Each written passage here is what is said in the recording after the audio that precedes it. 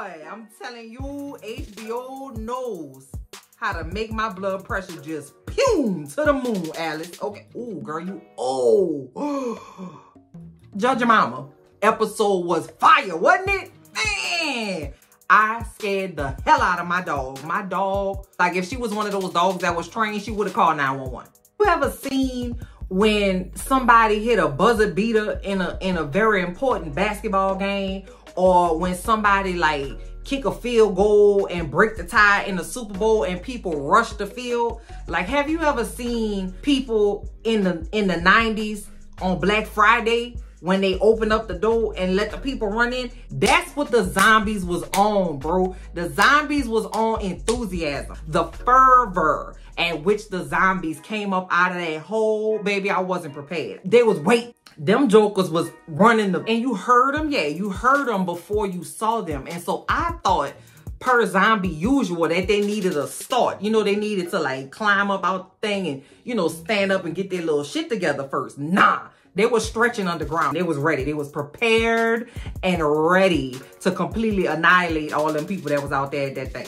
They was shooting at the people with AK-47s with the banana clips, baby, and it wasn't doing nothing. Let's talk about it. Let's talk about it. I'm gonna relax. I'm gonna come in normal. Let me just get my little foot and I'm gonna drink a little bit of water because I'm coming in too hot. I'm gonna relax. Hold on. Just give me a second. I'm gonna talk about it because this thing was good, wasn't it? Hey, everybody. Thank you so much for checking out this video. It's your girl, LB. Welcome to my channel. Watch with me, LB, where I give you fun, fresh, and funny ranch reviews and recaps on my favorite movies and TV shows. Okay. All right. I done got my sense back about myself. Episode 5, Endure and Survive. Okay, so the episode opens up just like all other episodes with a little time jump. We go back in the time. So this is not what we're seeing when the episode opens up, is not current time. We're seeing how Sam and Henry ended up with Joel and Ellie. So we're following Sam and Henry on their journey. Fedra has been overthrown in Kansas City and the group has, you know, taken them out and just murdered them horrendously. Henry and Sam are hiding. They're trying to get out of the city. They're trying to find their way to safety.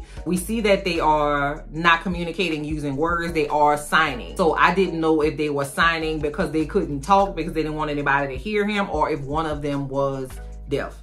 So we do see that Sam, the youngest boy, is deaf. We see through the course of events how they ended up with Joel and Ellie. They have Joel and Ellie at gunpoint, and Joel can see that Henry, the older brother, doesn't know what the hell he's doing. He's trying to be assertive with a gun that has no bullets in it, but Joel can tell what time it is. He's not actually in danger, and they ended up, you know, sharing food together. So Joel knows that these are just kids. Meanwhile, on the other side of that, we see Kathleen again, and she has some prisoners in a cell, and she's asking where's Henry, who we know is the older brother that is with Joel and Ellie. The people in the cell don't want to give him up. Kathleen is like, you know what, that's cool. Just go ahead and kill them all. You know how that works. Somebody's like, he's over there with such and such. She gets the information that she needs about Henry, but she still kills the people. That shows that she's rather callous. You know, I'm still not satisfied with her character, but we're going to talk about that a little bit later.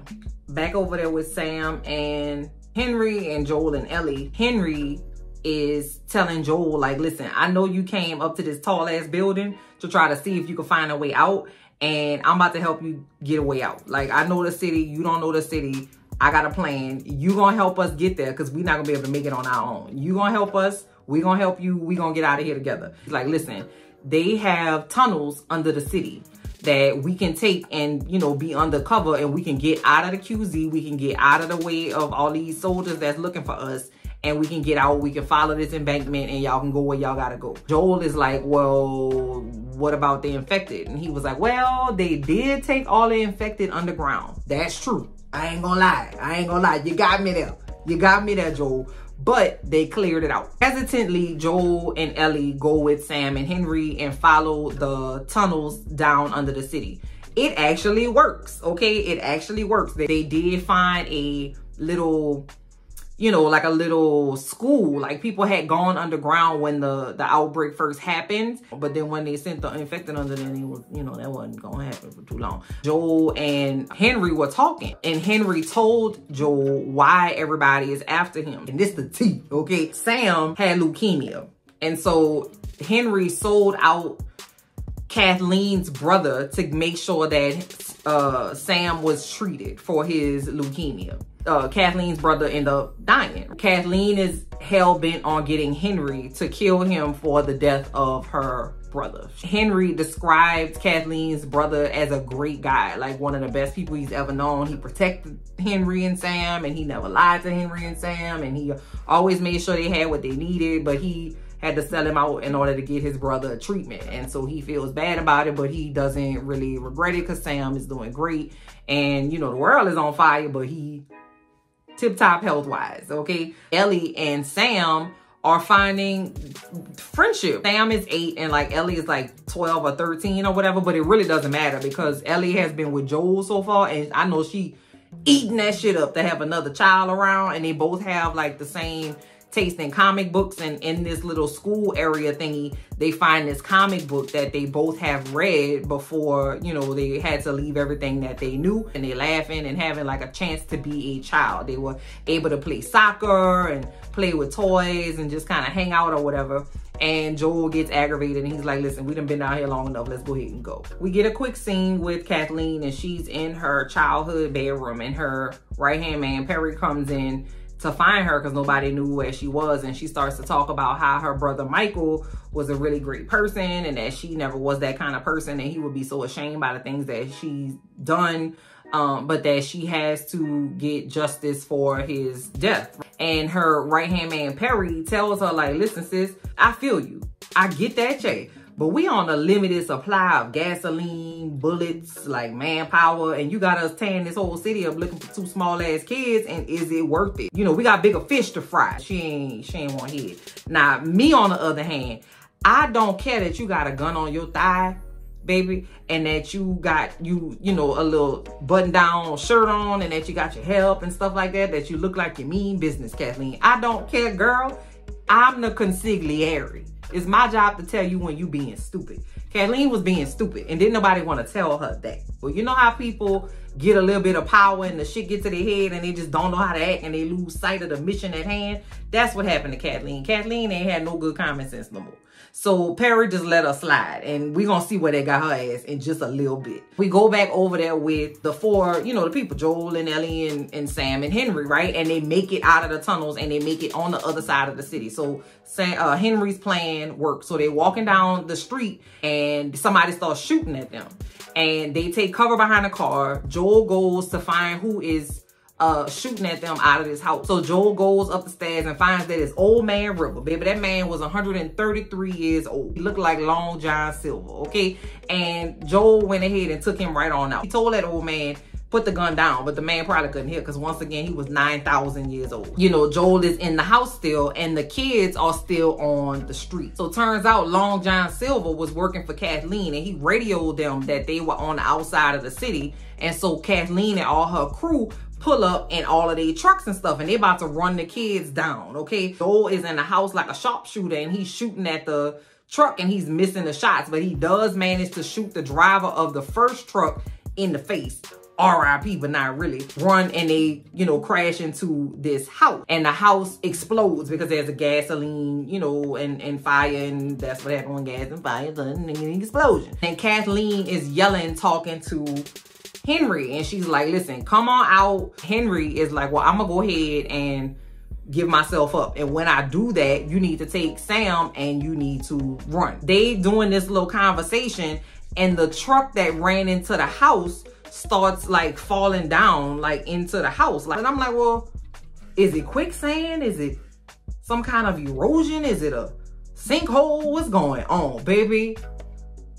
Nah, it wasn't none of that. The level at which I yelled, I had to give me some hot water and lemon. Have you ever seen when somebody like kick a field goal and break the tie in the Super Bowl and people rush the field? Like, have you ever seen people in the 90s on Black Friday when they open up the door and let the people run in? That's what the zombies was on, bro. The zombies was on enthusiasm. They was, the fervor at which the zombies came up out of that hole, baby, I wasn't prepared. Them jokers was running and you heard them, yeah, you heard them before you saw them. And so I thought per zombie usual that they needed a start. You know, they needed to like climb up out the thing and, you know, stand up and get their little shit together first. Nah, they were stretching underground. They was ready. They was prepared and ready to completely annihilate all them people that was out there at that thing.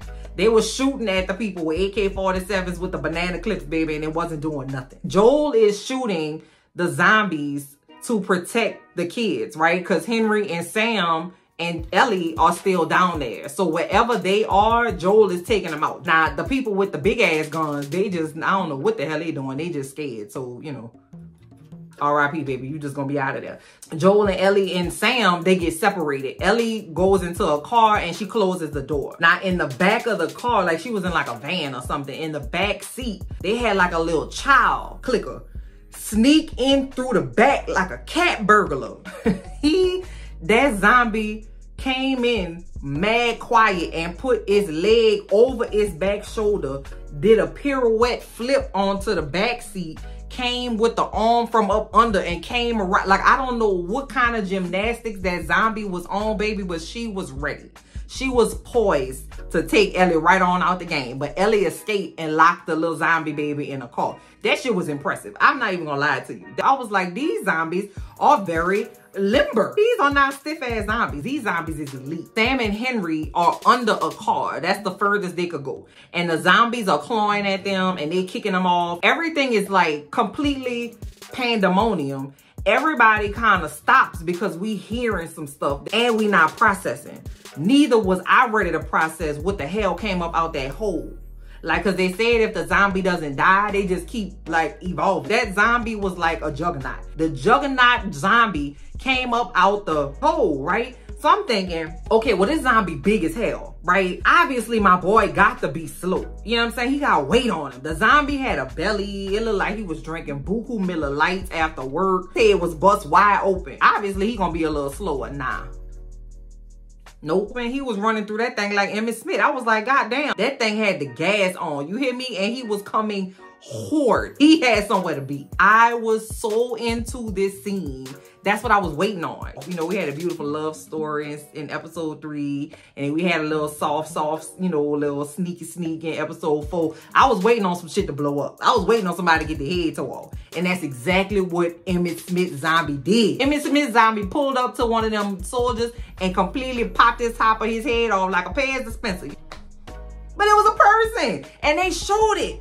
Yes, that's what I'm talking about. I'm not a lunatic. I'm not crazy. No, all of this is going on. Kathleen cannot let go of her urge to kill Henry and Sam. So she sees Henry and Sam and Ellie, who have met up and are trying to get to the house where Joel is. And she's like, stop. And she's pointing a gun at them.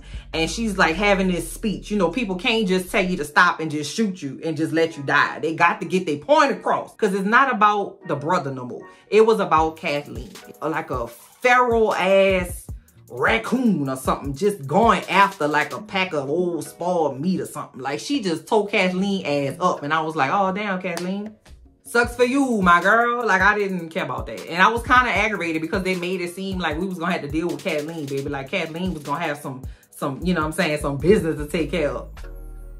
Y'all could have saved Kathleen. I thought she was gonna come unglued and like set some shit off, and she really just didn't. That was a disappointment. And she didn't add nothing to the story. Like, all the people that played the game, they said that she wasn't in the game. So I'm like, okay, like if you adding a character that wasn't in the game, she got to be about some action. So, but she wasn't. She wasn't about no action. She just was aggravating me. I swear, every time I saw that lady, her voice and her little hair and her outfit made it seem like she was gonna bake me some fresh baked sourdough bread. Make me like a wonderful piece of artwork and volunteer to like build homes or something. I don't, she just wasn't giving me no like, yes ma'am, yes commander. Like, she just wasn't giving me that, so I wasn't sad to see her go. It was just a waste of my time. All that's over, and Ellie and Joel and Sam and Henry find a like abandoned hotel outside of the city, and they're gonna bunk there for the night. So they, you know, let the kids have the bed. Sam is in the room with Ellie and they talking. Sam has a little message board that he writes messages on when he doesn't want to sign, or he can't sign, or he wants to talk to somebody. And he's like, do you think that there's still people inside when the zombies turn into zombies? Do you think there's still people inside? And she's like, I don't know.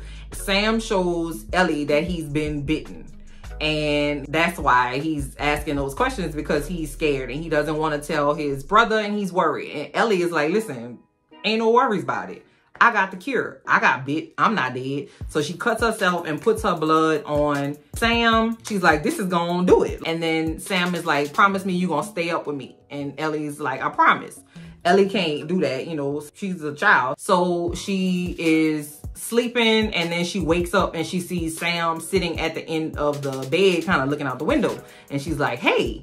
And she puts her hand on Sam's shoulder, and Sam done turned, baby. Sam trying to take Ellie smooth up out the game. Sam scared the shit out of me.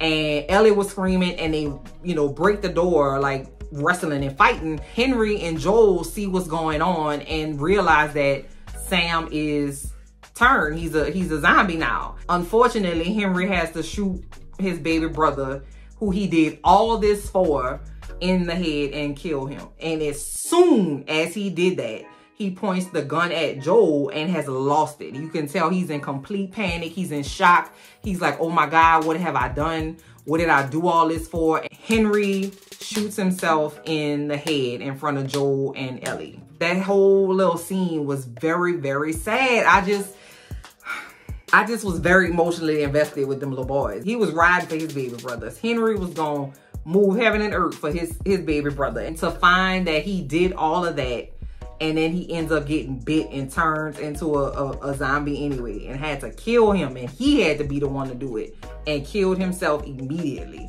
He's like, what am I out here living for anyway? It was very, very sad. The actors who played Sam and Henry did a phenomenal job. And the boy who plays Sam is actually a deaf actor. And the entire cast learned ASL to be able to communicate with him on set, and, you know, behind the scenes. And I thought it was really well done. Like, everybody was very thoughtful about him, and he was like a really professional little boy. I saw from him, from his interview behind the scenes, I was just very impressed with him, and I pray that I see more of him, because he was so cute, man. He was super Sam. You heard me? And I'm not just... Ellie and Joel bury Sam and Henry outside the hotel, and Ellie leaves Sam's little message board on top of his grave, and Joel sees that she has written a message on the board that says, I'm sorry. I would imagine she feels like she is to blame because she couldn't cure him, and she didn't stay up with him, and she fell asleep. And she blames herself, which is why she wrote the I'm sorry message. Because we already know Ellie have a little dark side in her anyway. She's like a little goofball. But I think she's going to be different when we see her in the next episode. I don't think she's going to be joking anymore. I don't think she's going to be like trying to get Joel to talk and, you know, being herself. I think she has been broken by that experience, and that now that she blames herself, I don't know how we're going to see her next episode, but I'm damn sure ready to see, because that's how the episode ends. They're trying to find Joel's brother in Wyoming, and that's where they got to get. They got to get there on foot. I cannot wait to see the episode on February 19th. I thought this episode was a 10 out of 10. It was perfect for me. It was exactly what I was looking for. Everybody was in their bag, everybody, including the zombies. The zombies was in their bag too. Especially Emmitt Smith zombie. That big ass, fat ass zombie, that thing there, that was great. Comment down below and let me know what you thought of the episode. Let me know what you experienced. Did you yell? Did you get scared? Did you cry? Okay, let me know in the comments below, y'all. I'm gonna talk to y'all later. Bye.